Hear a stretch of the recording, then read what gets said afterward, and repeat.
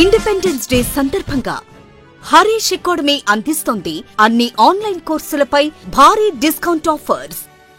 Group 2, SI, constable, forest beat officer, CDPO, JL, DL full course ఏదైనా ₹499 మాత్రమే. Validity 6 నెలలు.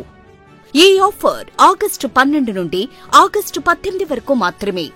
సులభంగా జాబ్ సాధించే విధంగా లెజెండరీ ఫ్యాకల్టీచే రూపొందించబడిన స్టాండర్డ్ ఆన్లైన్ క్లాసెస్. మరెందుకు ఆలస్యం? వెంటనే హరీష్ అకాడమీ యాప్ ను డౌన్లోడ్ చేసుకోండి, విజయం సాధించండి. Harish the best academy. Phone 8341116915.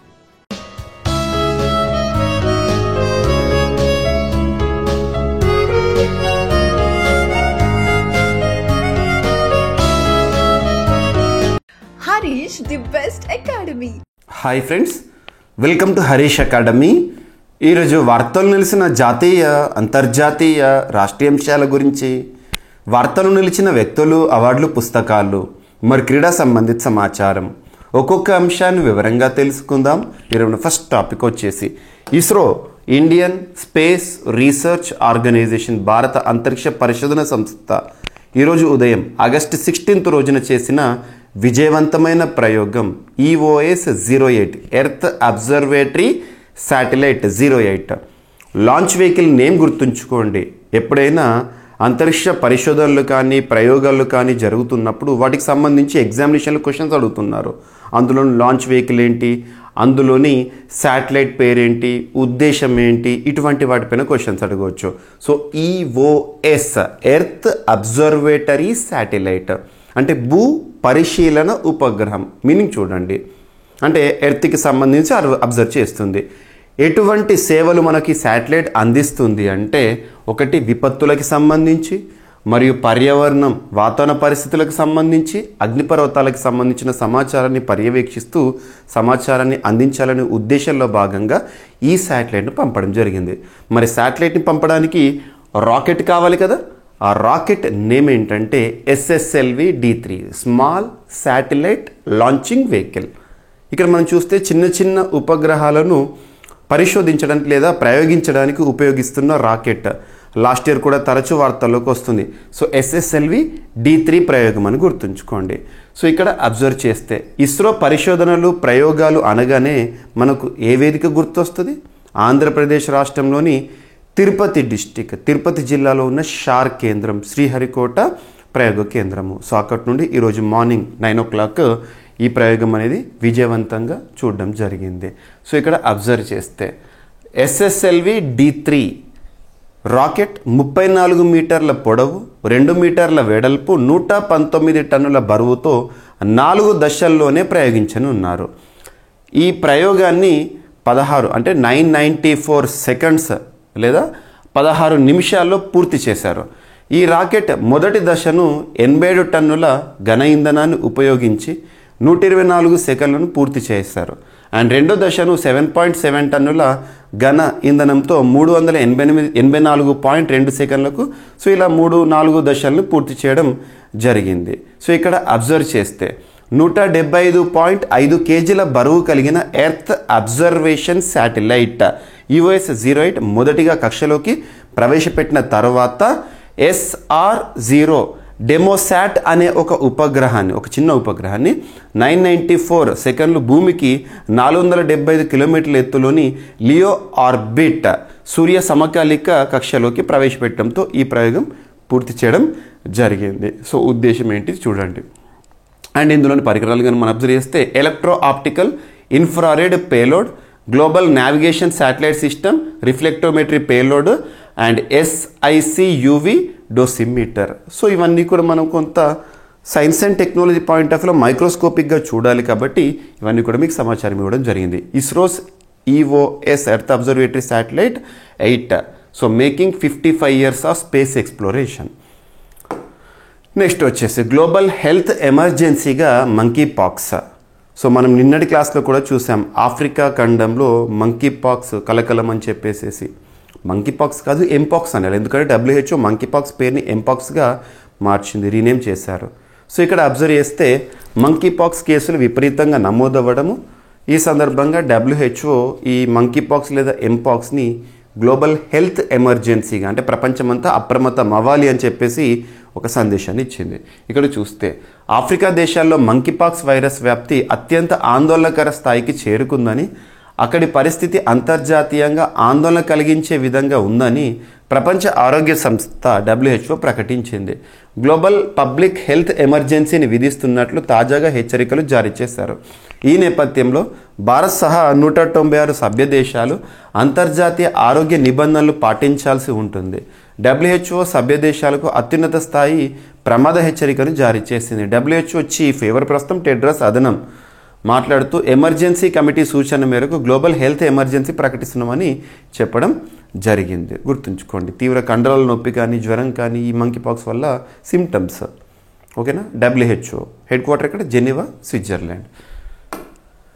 And next Jan Dhan యోజనకు 10 years 10 ఏళ్ల జన్ధన్ యోజన అని చెప్పేసి ఇందులోని ప్రోగ్రెస్ ఏంటి, మరి ఉద్దేశం నెరవేరిందా, కేంద్ర ప్రభుత్వ పథకాలపైన క్వశ్చన్స్ కూడా అడుగుతారు. సో ఇక్కడ చూస్తే కేంద్ర ప్రభుత్వ ఆర్థిక సమ్మిళిత పథకం ప్రధానమంత్రి జన్ధన్ యోజన అమల్లోకి వచ్చి 10 ఏళ్ళు పూర్తయినాయి. మరి ఈ సందర్భంగా కొన్ని important points. August 15, 2014 Jan Dhan Yojana ప్రారంభమైంది. ప్రతి ఒక్కరికి బ్యాంకు ఖాతా ఉండాలి, బ్యాంకు సేవలు పొందాలి అని చెప్పేసి భారత ప్రధానిగా నరేంద్ర మోదీ గారు ప్రమాణ స్వీకారం చేసిన తర్వాత 2014 సంవత్సరంలో ఈ స్కీమ్ని తీసుకొచ్చారు. దేశంలో మొత్తం ఖాతాదారులు, ఈ జన్ధన్ యోజన ఖాతాదారులు ఎంతమంది అంటే 52.99 crores అంట. మొత్తం ఖాతాల్లో నగదు 2,28,362 కోట్లు, 2,28,362 కోట్ల రూపాయల నగదు ఈ జన్ధన్ అకౌంట్స్లో డిపాజిట్గా ఉందంట.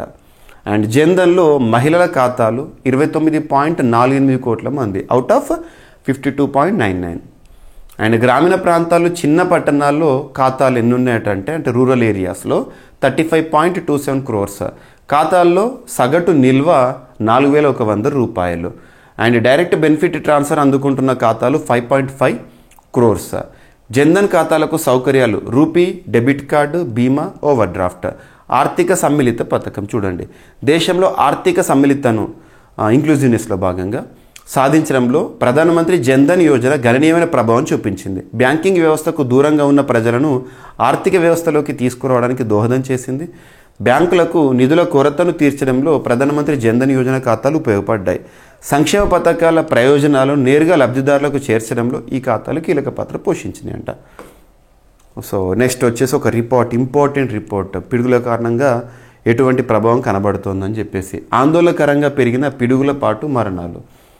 భారతదేశంలో పిడుగుపాటు వల్ల మరణాలు 2010 నుండి 2020 మధ్య ఆందోళనకరంగా పెరిగాయని జాతీయ నేర రికార్డుల bureau, national crime records bureau వారు వాళ్ళ రిపోర్ట్ పైన క్వశ్చన్ అడుగుతారు వెల్లడించింది. 1967 నుంచి 2020 వరకు దేశంలో పిడుగుపాటు మరణాల సంఖ్య 1,01,309 కాగా 2010-20 మధ్యకాలంలో అత్యధిక మరణాలు సంభవించినాయని పరిశోధకులు వివరించారు. 1967 నుంచి 2002 వరకు ఒక్కో రాష్ట్రం, ఒక్కో కేంద్రపాలిత ప్రాంతంలో ఏడాదికి సగటున 38 పిడుగుపాటు మరణాలు సంభవిస్తే 2003 నుండి 20 మధ్య అవి కాస్త 61కి పెరిగినాయి. 38 నుండి 61 పెరిగినాయి. చూడండి, యావరేజ్ అంటే ఏటా 1,876 మరణాల చొప్పున సంభవించాయన్నమాట.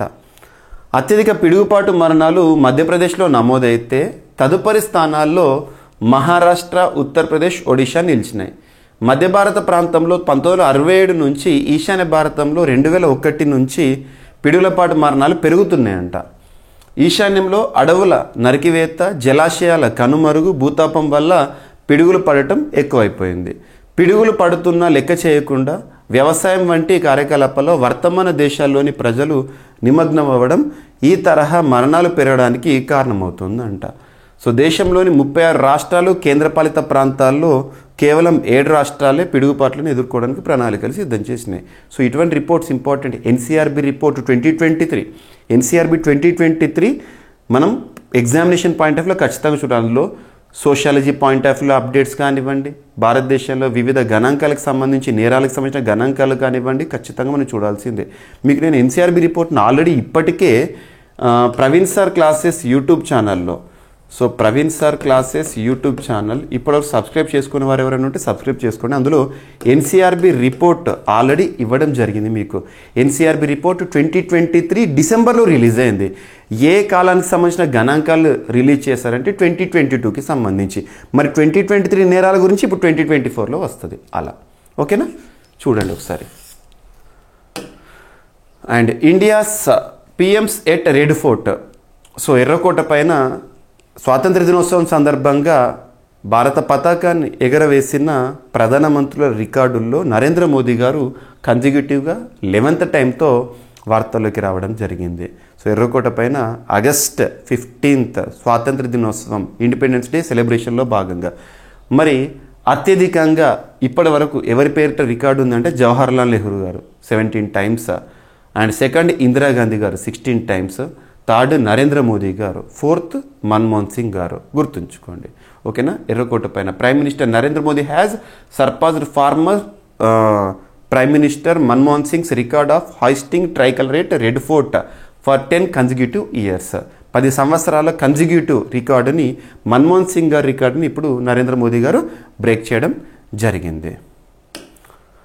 నెక్స్ట్ మనకు ఇండిపెండెన్స్ డే సందర్భంగా కానీ వివిధ ఉత్సవాల సందర్భంగా కానీ ప్రముఖుల స్పీచ్ ఏవైతే ఉంటే వాటి నుండి ఎగ్జామినేషన్ పాయింట్ ఆఫ్ క్వశ్చన్స్ అడుగుతారు. మన్ కీ బాత్ కానివ్వండి, రాష్ట్రపతి సందేశం గురించి కానివ్వండి, ఇటువంటివి అడుగుతారు. సో ఇక్కడ చూస్తే వికసిత్ భారత్ ఇండియాస్ టార్గెట్ 2047 వరకు. మరి అందులో భాగంగా 15 పాయింట్ రోడ్ మ్యాప్ని రీసెంట్గా మనం చూడడం జరిగింది. నరేంద్ర మోదీ గారు నిన్నటి స్పీచ్లో కూడా వికసిత్ భారత్ గురించి చెప్పడం జరిగింది. అవేంటో చూడండి జస్ట్.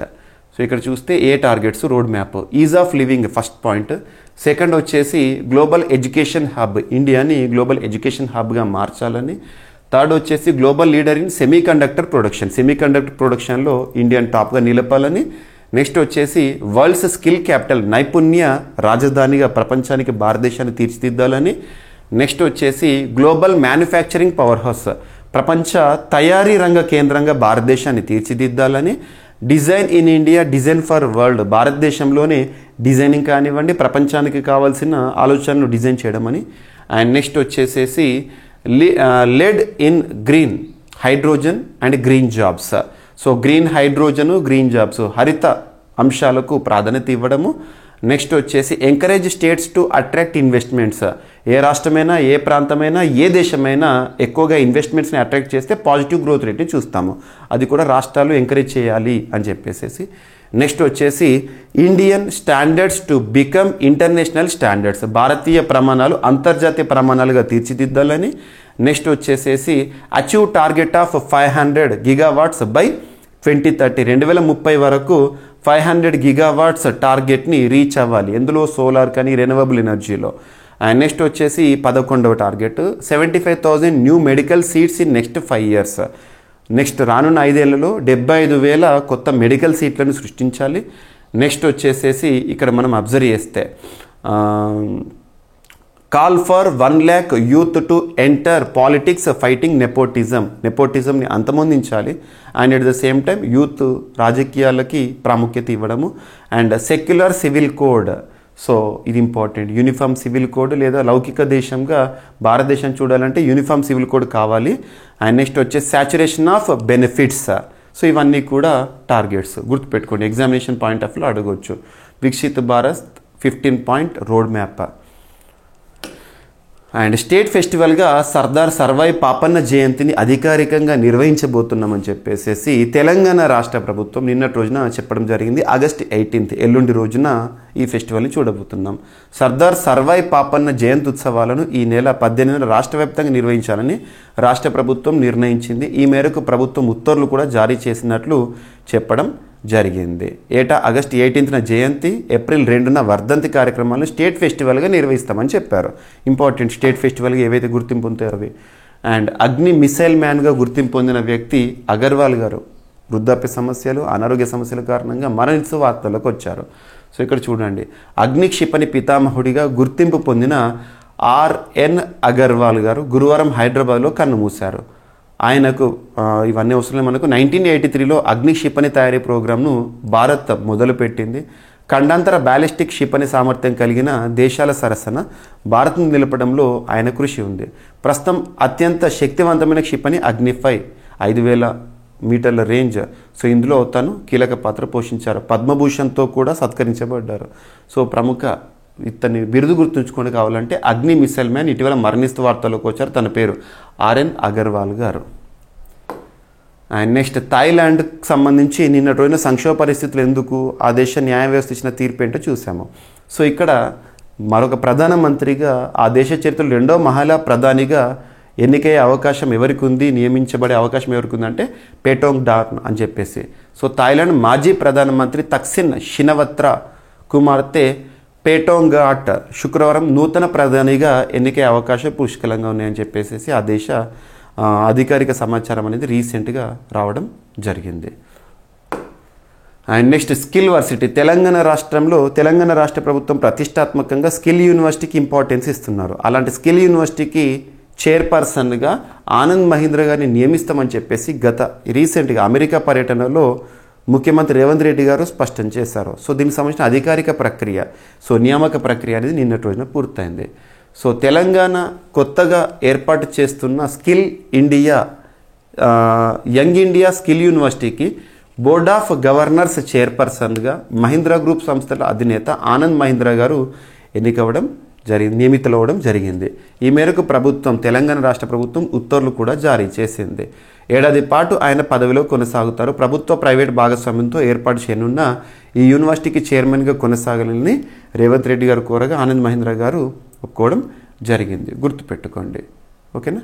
సో ఇవి ఫ్రెండ్స్ ఈరోజు వార్తలు ఇచ్చిన అంశాలు ఒకసారి ర్యాపిడ్గా చూస్తే విజయవంతమైన ఇస్రోకి సంబంధించిన EOS-08 satellite launch, next global health ఎమర్జెన్సీగా monkeypox WHO, and Jan Dhan యోజనకు 10 సంవత్సరాలు, అండ్ ఆందోళనకరంగా పెరిగిన పిడుగుపాటు మరణాలు, అండ్ ఎర్రకోట పైన ప్రధానమంత్రుల రికార్డు జెండా ఎగురవేయడంలో, and Viksit Bharat 15 point road map, state ఫెస్టివల్గా తెలంగాణ రాష్ట్రానికి సంబంధించి Sarvai Papanna Jayanti, and Agni missile man Agarwal గారు మరణిస్తూ వార్తల్లోకి వచ్చారు, అండ్ థాయిలాండ్కు రెండో మహిళా ప్రధానిగా Paetongtarn, and skill varsity Telangana రాష్ట్రానికి సంబంధించి స్కిల్ వర్సిటీ చైర్పర్సన్గా ఆనంద్ మహీంద్ర గారు నియమితులవ్వడం జరిగింది. సో ఇవి ఫ్రెండ్స్ ఈరోజు వార్తలు నిలిచిన అంశాలు. మిస్లేనియస్ అంశాలు ఏమైనా మిగిలిపోతే రేపటి క్లాస్లో జోడించి మరొకసారి నేర్చుకుందాం. రేపు కలుద్దాం. Thank you.